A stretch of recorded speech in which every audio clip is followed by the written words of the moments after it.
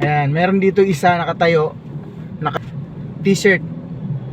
Ayan. Ito yung ano na, bagong tauhan na ni ano to, ni Yorme. Yung mga dating masisipag na crocodile dito, wala na. Ayan, Old Santa Mesa corner, ano ba to? Bimapa. Oy! Ayan. Kumusta mga ka-grab? Mga ka-master, ayan, update tayo. Oh, maulan. Nag-auto accept tayo ngayon. Nakarating tayo ng ano. Nandito tayo ngayon sa may Bertes North.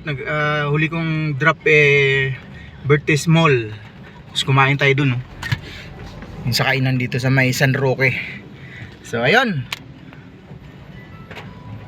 Maulan na umaga, no?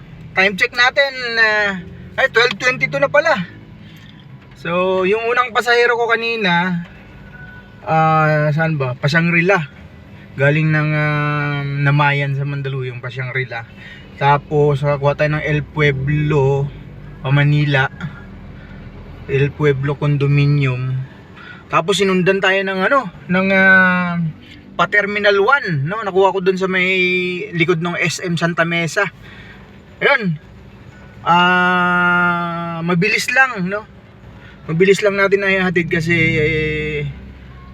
pumayag yung pasahero na ano, mag skyway kami. Pero mo ang dinaanan namin skyway, umakyat kami ng Araneta papunta ng Quezon Ave.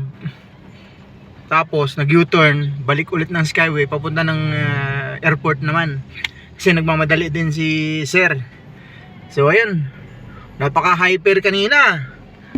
Maganda yung ano, pamasahe. Tapos pagdating ng Terminal 1, binigyan tayo ng pabaklaran.